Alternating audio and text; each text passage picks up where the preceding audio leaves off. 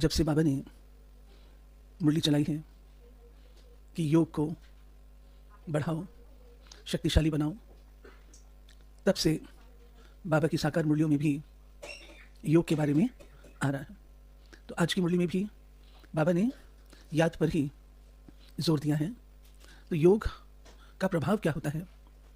कोई व्यक्ति रात भर योग करे, कोई व्यक्ति प्रतिदिन 2 बजे से योग करे, तो योग से विकर्म विनाश होते हैं, योग से आत्मा का व्यवहार अच्छा होता है, योग से वाणी मीठी होती है। तो ये सब बातें प्रैक्टिकल में दिखनी चाहिए, क्योंकि योग अर्थात जोड़ किसके साथ है? मधुरता के सागर के साथ। अगर मधुरता के सागर के साथ योग है तो अपनी व्यवहार में क्रोध तो नहीं हो सकता, कठोरता तो नहीं हो सकती, जिद्द तो नहीं हो सकती, कड़कपन नहीं हो सकता, क्योंकि योग है मधुरता के सागर के साथ, प्यार के सागर के साथ। योग है ज्ञान के सागर के साथ, ज्ञान के सागर के साथ योग है। बुद्धि जुड़ी है ज्ञान के सागर के साथ, तो ज्ञान के सागर से मेरे अंदर क्या प्रवाहित होगा? ज्ञान प्रवाहित होगा। ज्ञान माना समझ। तो क्या कभी योग लगाने वाले की अवस्था ऊपर नीचे होनी चाहिए? होनी चाहिए। लॉजिक क्या कहता है? नहीं होनी चाहिए, क्योंकि ज्ञान से अपने आप को ठीक रखने की समझ मिल जाती है। चाहे वो ड्रामा का ज्ञान है, चाहे वो आत्मा का ज्ञान है, चाहे वो कर्मों की गुह्य गति का ज्ञान है, कुछ भी है, ज्ञान से अवस्था ठीक रहती है। अगर ज्ञान अप्लाई कर रहे हैं तो, बाबा से योग है तो, ऐसे ही हर चीज को हम देखें, हर बात को देखें। अगर मेरा योग बाबा के साथ है तो बाबा कौन है और उससे मेरे अंदर क्या प्रवाहित होना चाहिए, क्या आना चाहिए, फिर मेरे व्यवहार में क्या दिखना चाहिए। यह है आज की मुरली। सुनते हैं बाबा के डायरेक्ट महावाक्य। मीठे बच्चे, मुख्य है याद की यात्रा। याद से ही आयु बढ़ेगी, विकर्म विनाश होंगे। याद में रहने वालों की अवस्था, बोलचाल बहुत फर्स्ट क्लास होगा। प्रश्न है, तुम बच्चों को देवताओं से भी जास्ती खुशी होनी चाहिए, क्यों? क्योंकि तुमको अभी बहुत बड़ी लॉटरी मिली है। भगवान तुम्हें पढ़ाते हैं। सतयुग में देवता देवताओं को पढ़ाएंगे, यहां मनुष्य मनुष्यों को पढ़ाते हैं। लेकिन तुम आत्माओं को स्वयं परमात्मा पढ़ा रहे हैं। तुम अभी स्वदर्शन चक्रधारी बन रहे हो। तुम्हारे में सारी नॉलेज है, देवताओं में यह नॉलेज भी नहीं। गीत बजा है, जाग सजनिया जाग। ओम शांति। नए युग में होते हैं देवी देवताएं, हैं वो भी मनुष्य, परंतु उनके गुण देवताओं जैसे होते हैं। वह हैं वैष्णव डबल अहिंसक। अभी मनुष्य डबल हिंसक हैं, मारा मारी भी करते, काम कटारी भी चलाते। इसको कहा जाता है मृत्युलोक, जिसमें विकारी मनुष्य रहते हैं। उसको कहा जाता है देवलोक, जिसमें देवी देवता रहते हैं। वो डबल अहिंसक थे, उन्हों का भी राज्य था। कल्प की आयु लाखों वर्ष की होती तो कोई बात का ख्याल भी नहीं आता। आजकल, पहले तो बहुत ज्यादा दिखाते ना, इतने अरब, इतने करोड़, इतने, आजकल उसको भी कम करते जाते हैं। ये भी बच्चे जानते हैं कि बाप है ऊंचे ते ऊंचा भगवान, और हम उनके बच्चे रहते हैं शांति धाम में। हम पंडे हैं, रास्ता बताने वाले। इस यात्रा का कोई वर्णन है नहीं। भल गीता में अक्षर है मन मना भाव, परंतु उनका अर्थ क्या है? अपने को आत्मा समझ, बाप को याद करो, ये किसकी बुद्धि में नहीं आता। जब बाप आकर समझाएं तब किसकी बुद्धि में आए। इस समय तुम मनुष्य से देवता बनते हो। मनुष्य से देवता बनने की मशीनरी कौन सी है? दूर से बोलिए। पढ़ाई। मनुष्य से देवता बनते हो, मशीनरी का नाम क्या है? मुरली। मुरली मुरली सुनते सुनते देवता बन जाते हैं ना। मुरली सुनते अंदर में जो सारी कचरे वाली बातें हैं, बीन बजाता है बाबा, मुरली बीन बजाता है, और वो पांचों विकार अपना सिर झुका लेते हैं। ऐसे ही है ना, खत्म हो जाता है। बाबा ने तो कहा उनको रखना भी नहीं, उनको जला देना है, जला देना है। बाबा कहते हैं मनुष्य यहाँ है, देवता सतयुग में होते हैं। बरोबर तुम अभी मनुष्य से देवता बनते हो। तुम्हारी ये ईश्वरीय मिशन है। निराकार परमात्मा को कोई मनुष्य तो समझ ना सके। निराकार को हाथ पांव कहां से आया? श्री कृष्ण को हाथ पांव सब कुछ है। भक्ति मार्ग के कितने शास्त्र बनाए हैं। अब तुम बच्चों के पास चित्र आदि तो बहुत है। चित्र से याद आती है कि इस चित्र पर यह समझाएं, और भी बहुत चित्र बनते जाएंगे। एकदम ऊपर आत्माओं का भी दिखाना है, आत्माएं ही आत्माएं दिखाई देंगी। फिर सूक्ष्म बदन, उनके नीचे मनुष्य लोक भी बनाएंगे। मनुष्य कैसे पिछाड़ी में आकर फिर ऊपर चढ़ते हैं ये दिखाएंगे। कल बाबा ने वो रेहट का मिसाल दिया था ना। दिन प्रतिदिन नई इन्वेंशन निकलती जाएगी। अब जितने चित्र हैं उतनी सर्विस भी करनी है। फिर ऐसे ऐसे चित्र बनेंगे जिससे मनुष्य जल्दी समझ जाएंगे। झाड़ बहुत जल्दी बढ़ता जाएगा। कल्प पहले जिसने जो पद पाया होगा, जो रिजल्ट निकली होगी वही निकलेगी। ऐसे नहीं पिछाड़ी में आने वाले माला के दाने नहीं बन सकते, नहीं वो भी बनेंगे। नौदा भक्ति वाले रात दिन भक्ति में लगे रहते हैं, तब उनको साक्षात्कार होता है। नौदा भक्ति अर्थात बहुत रिगरस भक्ति, बहुत रिगरस अर्थात बहुत बहुत ही जिसमें उनको तप करना पड़े, वो भक्ति। यहां भी क्या बोले बाबा कहते हैं, यहां भी ऐसे निकलेंगे, रात दिन मेहनत कर पतित से पावन बनेंगे। चांस सबको है, ऐसे नहीं कि पिछाड़ी में कोई रह जाए। बाबा कहते हैं मैं चांस सबको देता हूँ, सबको देता हूँ। कोई नहीं कह सकता कि बाबा हमको चांस नहीं देता या हमको चांस नहीं मिला, कोई नहीं कह सकता। बाबा इक्वल अपॉर्चुनिटी सबको देता है। अगर शुरू वाले शब्द से तब से चल रहे हैं, तब ज्ञान इतना स्पष्ट नहीं था, सेवा नहीं थी। अब तो सब कुछ बहुत स्पष्ट है, अंतर है बहुत। ड्रामा ही ऐसा बना हुआ है जो कोई रह नहीं सकता, सब तरफ पैगाम देना है। शास्त्रों में है, एक रह गया तो उसने उलहना दिया, एक रह गया था तो उसने उलहना दिया कि मेरे को क्यों नहीं बताया। ये चित्र अखबार आदि में भी पढ़ेंगे, तुमको भी निमंत्रण मिलते रहेंगे। सबको मालूम पड़ेगा कि बाप आया हुआ है। जब पूरा निश्चय होगा तब दौड़ेंगे, नामाचार निकलता ही रहेगा। नवयुग सतयुग को कहा जाता है। नवयुग अखबार भी निकलती है, इंदौर साइड में नवयुग निकलती है। कहते हैं न्यू दिल्ली, परंतु न्यू दिल्ली में ये पुराना किला किचड़ा आदि हो ना सके। नई दिल्ली में तो बिल्कुल ही फिर न्यू होगी ना, उसमें पुराना किला है, ये है वो है, बाबा कहते हैं वो नहीं होगा। अभी तो हर चीज टेढ़ी बांकी हो गई है।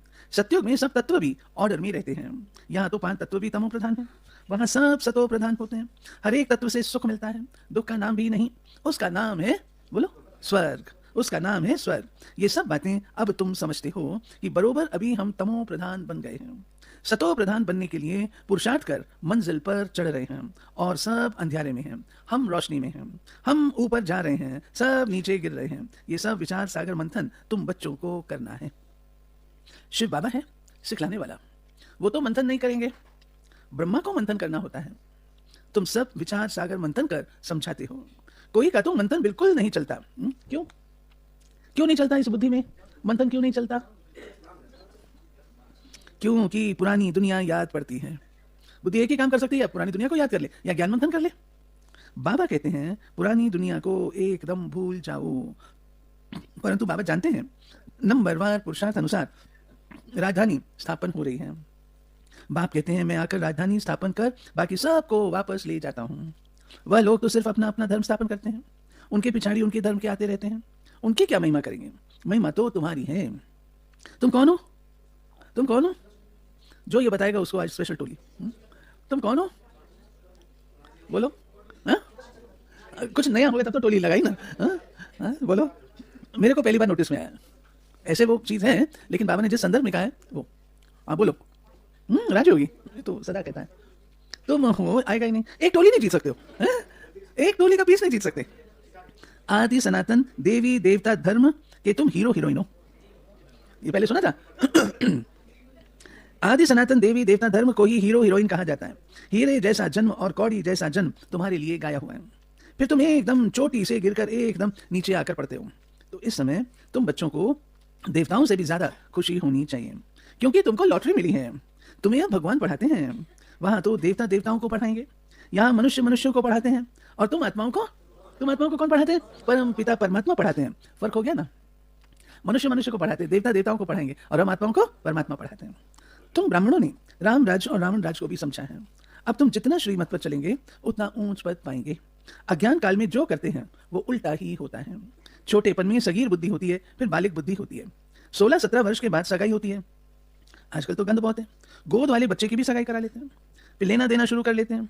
राजस्थान में ऐसा होता था, गोद वाले बच्चा और गर्भ में भी बच्चा, तो भी तुम्हारा लड़का होगा तो मेरी लड़की से, तुम्हारी लड़की होगी तो मेरे लड़के। तो बाबा कहते हैं देखो वहां शादियां कितनी रॉयल होती हैं। कहां पर? सतयुग में। तुमने सब साक्षात्कार किया। आजकल की शादियों में तो सुनते हैं कि मांस मदिरा, क्या रॉयल्टी रह गई है? तो रिक्शा चला के आ रहा है कोई मोटर बाइक पर आई है। सतयुग की शादी कैसी होगी? है ना, रिकॉर्डेड है, देवता दादी ने रिकॉर्ड किए। कितनी अच्छी होगी, रॉयल, कितनी रॉयल होगी। तुमने सब साक्षात्कार किया है। जितना आगे बढ़ते जाएंगे तो तुम सब साक्षात्कार करेंगे। अच्छे फर्स्ट क्लास योगी बच्चों की आयु बढ़ती जाएगी। बाप कहते हैं योग से अपनी आयु बढ़ाओ। बच्चे समझते हैं योग में हम ढीले हैं, याद में रहने लिए माथा मारते हैं परंतु रह नहीं सकते, घड़ी घड़ी भूल जाते हैं। वास्तव में यहाँ वालों का चार्ट बहुत अच्छा होना चाहिए। मधुबन में सागर के कंठे पे रहता है ना, तो भारतीय चार्ट बहुत अच्छा होना चाहिए। जो घर वाले हैं, घर में रहते हैं, सेंटर्स पर रहते हैं, उनका चार्ट बहुत अच्छा होना चाहिए। घड़ी घड़ी भूल जाते हैं, बाहर तो गोरख धंधे में रहते हैं। बाप को याद करते करते यहाँ ही तुमको सतो प्रधान बनना है। कम से कम भोजन बनाते समय काम करते 8 घंटा मुझे याद करो, तब कर्मातीत अवस्था अंत में होगी। कोई कहे मैं 6-8 घंटा योग में रहता हूँ तो बाबा मानेगा नहीं। बहुतों को लज्जा आती है, चार्ट नहीं लिखते हैं, आधा घंटा भी याद में नहीं रह सकते। मुरली सुनना कोई याद नहीं है, ये तो धन कमाते हो, याद में तो सुनना बंद हो जाता है। कई बच्चे लिख देते हैं याद में मुरली सुनी, परंतु ये याद थोड़ी है। बाबा खुद कहते हैं मैं घड़ी घड़ी भूल जाता हूँ। याद में भोजन करने बैठता हूँ, बाबा आप तो अभोक्ता हो, ये कैसे कहूँ बाबा, आप भी खाते हो हम भी खाते हैं। कोई कोई बात में कहेंगे कि बाबा भी साथ हैं। मुख्य है याद की यात्रा। ये बात समझ में आई? बाबा को याद करता हूँ, बाबा साथ साथ खाते हैं, फिर बाबा अभोक्ता है, बाबा खाता तो है नहीं, तो कैसे कहूँ बाबा आप भी खाओ मैं भी खाऊं, बाबा आप साथ दो, आप दृष्टि डालो, ये तो कह सकते हैं ना। बाबा कहते हैं बाकी ऐसे नहीं कि मुरली की सब्जेक्ट बिल्कुल अलग है। याद से पवित्र बनते हैं, आयु बढ़ती है। बाकी ऐसे नहीं कि मुरली सुनी तो बाबा इसमें खाना। मुरली सुनने से विकर्म विनाश नहीं होंगे। मेहनत है, बाबा जानते हैं बहुत बच्चे बिल्कुल याद नहीं कर सकते हैं। याद में रहने वाले की अवस्था बोलचाल बिल्कुल अलग रहेगा। याद से ही सतो प्रधान बनेंगे। परंतु माया ऐसी है जो एकदम बुद्धू बना देती है। बहुतों की बीमारी उथल पड़ती है, मोह जो नहीं था वो उथल पड़ता है, फंस मरते हैं। बड़ी मेहनत का काम है। मुरली सुनना ये सब्जेक्ट अलग है। ये है धन कमाने की बात। इसमें आयु नहीं बढ़ेगी, पावन नहीं बनेंगे, विकर्म विनाश नहीं होंगे। मुरली तो बहुत सुनते हैं, फिर विकार में गिरते रहते हैं, सच नहीं बताते हैं। बाप कहते हैं पवित्र नहीं रह सकते तो यहाँ क्यों आते हो क्यों आते हो बाबा के पास? कहते हैं बाबा मैं अजामिल हूँ, यहाँ आऊँगा तब तो पावन बनूंगा, यहाँ आने से कुछ सुधार होगा, नहीं तो कहाँ जाएं, रास्ता तो यही है। ऐसे ऐसे भी आते हैं, कोई ना कोई समय तीर लग जाएगा।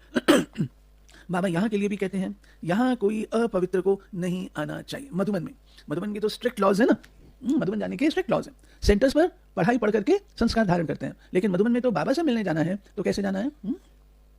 बाबा कहते हैं ये तो इंद्र सभा है, अभी तक तो आ जाते हैं, एक दिन ये भी ऑर्डिनेंस निकलेगा, जब पक्की गारंटी करें तब अलाउ करें, तो समझेंगे ये तो ऐसी संस्था है कोई अपवित्र अंदर जा नहीं सकता। तुम बच्चे समझते हो ये किसकी सभा है, ये किसकी सभा है? हाँ, सभा को इतना ऑर्डिनरी थोड़ी लेना है। किसकी सभा है? भगवान की सभा है।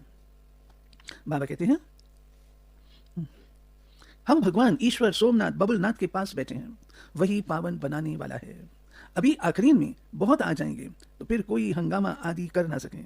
इस धर्म के जो होंगे वो निकल आएंगे। आर्य समाजी भी हैं हिंदू, सिर्फ मठ पंथ अलग कर दिया है।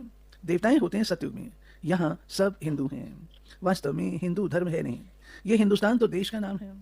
तुम बच्चों को उठते बैठते चलते सुदर्शन चक्रधारी बनना है। स्टूडेंट को पढ़ाई की याद रहनी चाहिए ना, सारा चक्र बुद्धि में है। देवताओं और तुम्हारे में थोड़ा फर्क रहा है। पक्के सुदर्शन चक्रधारी बन जाएंगे, फिर विष्णु के कुल के बन जाएंगे। तुम समझते हो हम ये बन रहे हैं, वो देवताएं फाइनल हैं। तुम फाइनल तब होंगे जब मदन भाई, जब कर्मातीत होंगे, जब कर्मातीत अवस्था हो। शिव बाबा तुमको स्वदर्शन चक्रधारी बनाते हैं, उनमें नॉलेज है ना, वो है तुमको बनाने वाले। तुम हो बनने वाले। ब्राह्मण बन फिर देवता बनेंगे। अब ये अलंकार तुमको कैसे दें? अब तुम पुरुषार्थी हो, फिर तुम विष्णु के कुल के बनते हो। सत्युग वैष्णव कुल है तो ऐसा बनना है। तुमको तो मीठा बनना है, ऐसा वैसा अक्षर बोलने से न बोलना अच्छा है। बात अपने मुख को कंट्रोल करो, अपनी वाणी पर कंट्रोल करो। ऐसे वैसे शब्द बोलना, उससे तो ना बोलो अच्छा है। एक दृष्टांत है, 2 लड़ते थे, सन्यासिनी का मुख में मोलना डाल लो, कभी निकालना नहीं, रिस्पॉन्ड मिल ना सके। 5 विकारों को जीतना कोई मसी का घर नहीं है। कोई तो अपना अनुभव भी बताते हैं, हमारे में बहुत क्रोध था, अब बहुत कम हो गया है। हमारे सामने बैठा ना भाई, जिसको बहुत क्रोध था, यशपाल भाई, बहुत क्रोध, परंतु बिल्कुल जीत लिया है और इन्होंने पुरुषार्थ किया है। मैंने पूछा था यशपाल भाई हाथ तो खड़ा करो, इधर मुंह करो, जीता है, पुरुषार्थ से जीता है। मैंने पूछा ये आपका नेचुरल संस्कार था या आपने जीता? बोला नहीं मैंने जीता है, और बाबा के मुरली सुनने से ही जीता। ऐसे ना यशपाल में, गीता में आप साखी हो ना, ठीक है ना, युगल इनकी साथी है ना, गीता में जीता है ना, जीता है जी, जीत लिया है। ये पुरुषार्थ किया, अटेंशन दिया तो जीत लिया। बाबा कहते हैं बहुत मीठा बनना है। कल तुम इन देवताओं के गुण गाते थे, आज तुम समझते हो हम ये बन रहे हैं। नंबरवार ही बनेंगे। जो सर्विस करेंगे उनका नाम जरूर बाबा भी लेंगे। रास्ता बताना चाहिए। हम भी पहले कुछ नहीं जानते थे, उस दिन बाबा ने सुदेश दीदी का नाम लिया ना, मुरली में सुदेश दीदी का नाम लिया। सुदेश दीदी दिल्ली की है, रजौरी गार्डन की। और इतनी कुमारियां उन्होंने पैदा की हैं, ट्रेनिंग देती थी पहले सुदेश, और उनका भाषण नंबर 1 साधु संत महात्मा हरिद्वार में जो वहां पर होती थी चट्टाबेटी, वो ऐसे होती थी। सुदेश दीदी ज्ञान को बहुत अच्छा समझाए और बहुत अच्छा मनन चिंतन है उनका, बहुत अच्छा मनन चिंतन है। अब हमारी ईश्वरी विश्वविद्यालय की जॉइंट सेक्रेटरी, जॉइंट चीफ है, जॉइंट चीफ आजकल जर्मनी में रहती है। लंदन में जब सेवाओं में भेजा गया भारत से बहनों को, सबसे पहले सुदेश दीदी को भेजा। जयंती बेन तो बात थे ही, जयंती बेन ने तो निमंत्रण दिया था, लेकिन सबसे पहली कन्या जो वहां जाके सेवा करे, एस्टैब्लिश करे, वो हमारी सुदेश दीदी थी। बाबा कहते हैं जो सर्विस करेंगे उनका नाम जरूर बाबा भी लेंगे। रास्ता बताना चाहिए। हम भी पहले कुछ नहीं जानते थे, अब कितनी नॉलेज मिली है। जो अच्छे रीत धारण नहीं करते तो उनकी फिर रिपोर्ट आती है, बाबा इनमें तो बहुत क्रोध है, बाबा जानते हैं ये रूहानी सर्विस नहीं कर सकते हैं तो स्थूल सर्विस करें। ये बाबा समझ देता है। चलो मैं भाषण नहीं कर सकती हूँ, क्लास नहीं करा सकती हूँ, मुझे सुनाना नहीं आता है, ऐसे थोड़े हाथ में हाथ रख के बैठ जाना, जाके स्थूल सर्विस करो, समझा कुछ यज्ञ की सर्विस करो, बाबा की याद में रहकर सर्विस करे तो अहो सौभाग्य।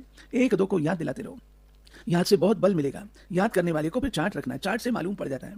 हर एक को बाबा सावधान करते रहते हैं। विश्व में शांति बहुत मांगते हैं, जरूर कभी विश्व में शांति थी, सतयुग में अशांति की कोई बात नहीं।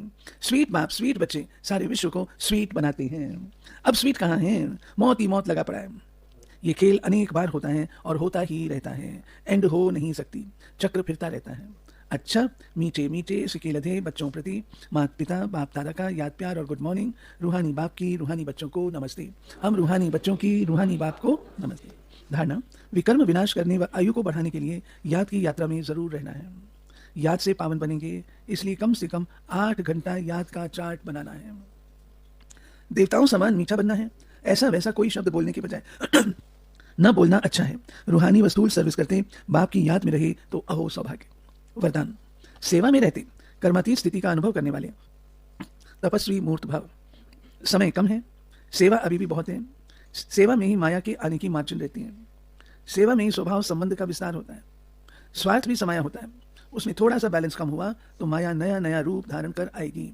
इसलिए सेवा और स्वस्थिति के बैलेंस का अभ्यास करो। मालिक को कर्मेंद्रियों रूपी कर्मचारियों से सेवा लो। मन में बस एक बाबा दूसरा न कोई, ये स्मृति इमर्ज हो तब कहेंगे कर्मातीत स्थिति के अनुभवी तपस्वी मूर्त। स्लोगन, कारण रूपी नेगेटिव को समाधान रूपी पॉजिटिव बनाओ।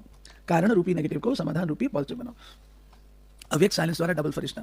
फरिश्ता स्थिति का अनुभव करने के लिए किसी प्रकार के व्यर्थ और नेगेटिव संकल्प बोल व कर्म से मुक्त बनो। व्यर्थ व नेगेटिव यही बोझ सदा काल के लिए डीप साइलेंस का अनुभव करने नहीं देता। अब व्यर्थ बोझ से सदा हल्के बन डबल लाइट फरिश्ता बनो।